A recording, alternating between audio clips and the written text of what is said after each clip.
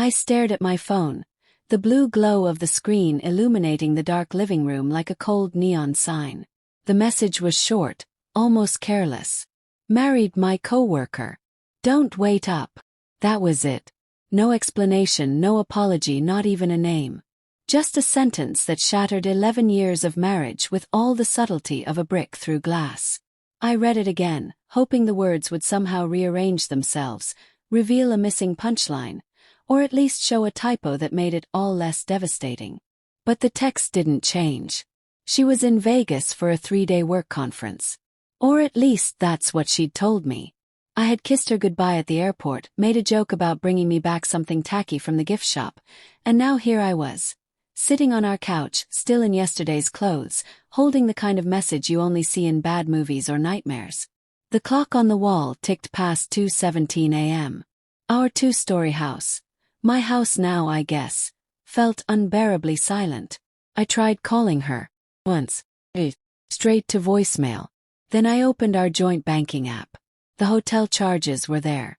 Drinks. A pair of VIP access wristbands for some club I'd never heard of. And then a $99 charge labeled, marriage license. Clark County. My hands started to shake. I didn't sleep that night.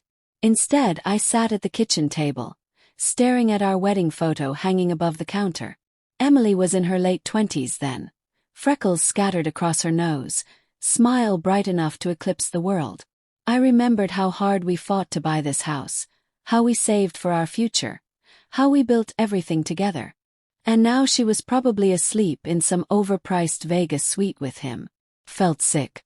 By sunrise I had stopped crying. I had stopped shaking. What replaced it was something colder, sharper. I logged into our accounts and froze every card she had access to. Savings, checking, even the credit card she loved to use for emergencies.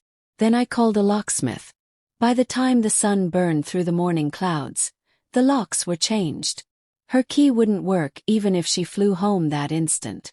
I wasn't just reacting, I was protecting myself. Protecting what was left. 2 days passed. No call. No apology. Just silence. On the third night my phone buzzed. It was her. You changed the locks. Froze my cards. Are you insane? I stared at the screen, thumb hovering over the reply button. My heart pounded. Me, you got married, Emily. Her, it was a mistake. I was drunk. Doesn't mean anything. Me, it meant enough to get a marriage license. Enough to text me like I'm some stranger. Her, I'm coming home. We'll talk. That word felt like poison in my mouth. She arrived the next evening. I saw her through the front window, hair a mess, sunglasses hiding her eyes even in the fading light. She knocked, then pounded. James. Open the door. You're overreacting. I didn't. I stood behind the door, silent, watching her through the peephole as the woman I thought I knew, the woman I built a life with, looked around like a stranger locked out of her own home. Eventually she left. That should have been the end. But it wasn't, because the next morning there was a knock on the door. Not pounding this time, calm, deliberate. When I opened it, 2 uniformed officers were standing on the porch. James Miller? One of them asked. Yes. We received a report that you're unlawfully preventing your spouse from accessing her residence. Is that correct? I felt my stomach drop. Ex-spouse, I said. Or soon-to-be. She left me. She married someone else. The officers exchanged a glance. One of them pulled a folded paper from his pocket. Sir, she provided proof of residency here. Until a court order says otherwise, she has the legal right to enter this property. She abandoned it. Snap. She sent me a text. She's married to another man. The officer's face didn't change. Do you have that text? I handed him my phone, scrolling to the message. He read it, eyebrows twitching just slightly. That's something, he admitted. But unless there's a formal dissolution of marriage, she's still legally your wife. Emily returned that afternoon, this time with a smirk instead of tears. The officers stood by as I unlocked the door, my hands shaking with rage I barely contained. She walked past me like she owned the place, suitcase rolling behind her. Her perfume, once comforting, now smelled like gasoline on open flame. "You didn't think you could just erase me, did you?" she said, tossing her sunglasses onto the counter. "Erase you?" I whispered. "Emily, you erased us. With one text." She rolled her eyes. "It was Vegas. Things got out of hand. We can fix this." "Fix?" I laughed, but it sounded more like a bark. "You didn't break a vase, Emily. You detonated a bomb." The next days were hell. She slept in the guest room, parading around like a victim. I avoided her, working late, eating in silence, counting the hours until my lawyer returned my calls. Meanwhile, whispers trickled in. Mutual friends texting me, confused, some angry, some pitying. Her story was that I had abandoned her emotionally, that she had a breakdown, that I was being cruel.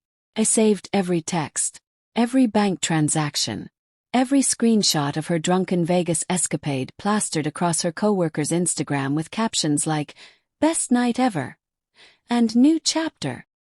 The confrontation came a week later. I walked into the kitchen and found her sipping coffee from a mug I bought her for our 5th anniversary. The one that said, "Forever starts with us."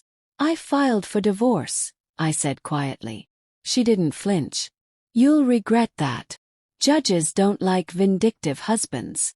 I set my phone on the table. The Vegas wedding photos glowed from the screen, the marriage license, the tagged pictures, the receipts. "Judges like evidence," I replied. Her face drained of color. The weeks blurred after that. I moved my things into a small apartment downtown while the house stayed in limbo. She tried to fight, of course, claimed half of everything, claimed emotional distress, claimed she was manipulated by her coworker. But the truth had a way of surfacing, and I made sure it did. Through my lawyer, through meticulous documentation, through the cold, calm resolve that replaced the man who once would have forgiven her. When the divorce was finalized, she got nothing but her car and a mountain of debt she had racked up chasing a fantasy. The house, the savings, protected, my peace, slowly, painfully returning. Months later, I found myself back in that same kitchen, the wedding photo gone, replaced by a blank wall waiting for something new. People asked me if I missed her, if I still loved her. Sometimes I wanted to lie and say no. That I was healed, that betrayal slid off me like rain. But the truth is, Messier, I missed the woman I thought she was. I missed the marriage I believed we had. But I didn't miss her. Not the real her. The one who could throw away everything with a drunken marriage and a 2-sentence text. One evening, while sorting through a box of old letters, I found the vows she had written me on our wedding day. "No matter where we are, no matter what temptations arise, I choose you." I folded the letter carefully, slid it into the trash, and whispered to the empty kitchen, "Not anymore." The last time I saw Emily was in a courthouse parking lot. She looked smaller somehow, hair brittle, eyes dull, the coworker long gone. She didn't speak, and neither did I. Some things don't need closure. Some wounds don't need sutures. They need distance. And as I drove away, I realized that sometimes losing someone isn't the tragedy. Sometimes it's the escape.